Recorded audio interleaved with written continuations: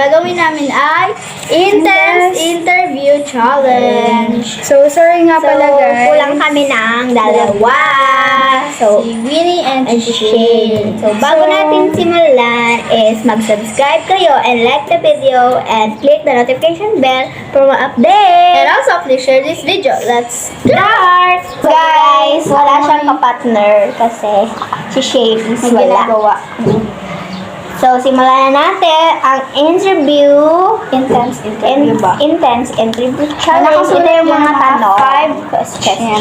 Ang rules lang naman guys is kailangan natin masagot to ng madalian. Yes. Number 1. Kung papipiliin ka ng magsiswitch ng partner or team, sino ito at bakit? I think si Sean. Kasi siya yung palagi kong kakulitan. Like, goes. Next question. Number 2. Ano ang pipiliin mo? Talino o sipag? At bakit mo ito napili? Sipag, kasi hindi naman natin maaabot ang talino kung wala kang sipag. Yes! Tama! Number 3. Sino ang pinakamasipag sa glirin at paano mo nasabi na siya ay masipag? Si Ian, kasi lahat ng kabataan hindi masyado ginagawa yung mga ginagawa niya. Yun. Kaya gaya ng inuutosan siya ng mama niya, magtinda. Ano. Number 4. Kung sakaling sisikat tayo, ano ang una mong gagawin? Siyempre, magpapasalamat kay God. Then, tutulong sa mga nangangailangan. Yes. Now, last question. Kung ikaw ay papahingiin para sa glirin, ano ito at bakit? Papahilingin? Yes. Na magsikat. Ganun. Then, mag-earn ng money. Ganun. So, yun lang guys kay Kisha. Then, next is siya naman yung sasalang ko kasi wala si Winnie. First question. Kung papipiliin ka na mag-switch ng partner or team, sino ito at bakit? Si Kisha kasi, lagi ko siyang kakulitan.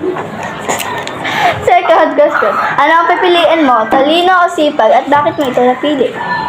Sipag kasi, kung talino lang yung mo, wala ka naman, porket matalino ka, parang niyabang ka na.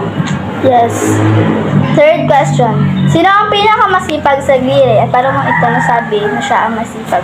So guys, si Ian para sa akin kasi nagtitinda siya ng mga para sa pamilya niya. Tapos nag-aaral siyang mabuti, syempre. Fourth question. Kung sakaling sisikat tayo, ano ang una mong gagawin? So, magpapasalamat muna ako sa mga fans and kay Lord para mas lalo pa kaming mag-improve and mag-earn ng money. Fifth question. Kung ikaw ay papahilingin para sa glirin, ano ito at bakit? Siyempre, magsikat and makilala tayo ng mga tao kami. And yun lang. So, ang next natin isasalang is si Ian. First question, kung papipiliin ka na mag-switch ng partner or team, sino ito at bakit? Kung papipiliin ako ay si Sean dahil siya yung kakulitan ko sa upuan dahil yung buhok niya ang ganda. Second question, ano ang pipiliin mo? Talino or sipag at bakit mo ito napili? Kung papipiliin ako ay sipag. Aanuhin mo naman yung talino kung wala ka naman sipag. Kung sipag, marami ka pang maaabot sa buhay mo.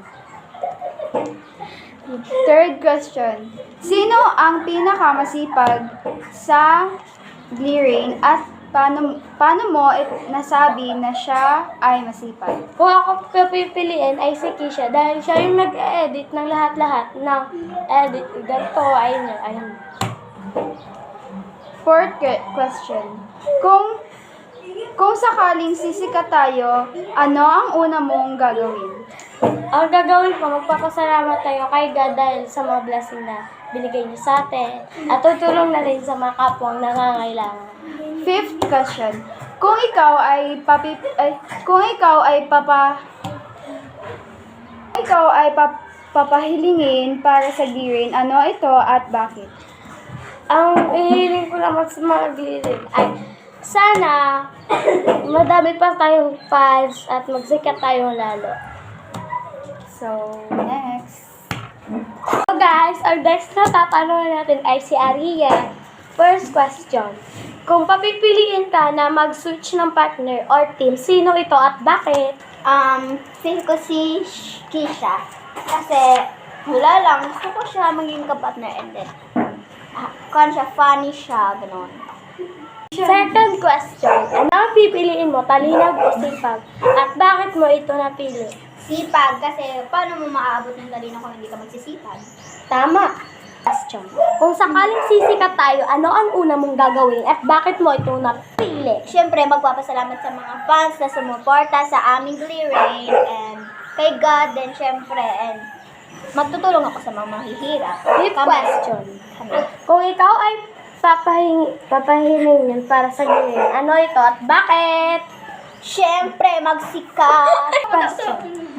Kung ikaw ay papapahilingin para sa lirin, ano ito at bakit? Magsikat and makapagawa ng studio na sa amin talaga and bili ng camera and ring light. Yon. So, siya na rin tapos. Bye! 1, 2, 3. So, yun lang guys! Remember na, mag-subscribe and like the video and click the notification bell for more updates. And also, please share this video. So, paki-follow ng page namin sa FB. Ito siya guys. Ayan. Then, paki-follow ng TikTok namin. Ito din siya guys. So bye-bye!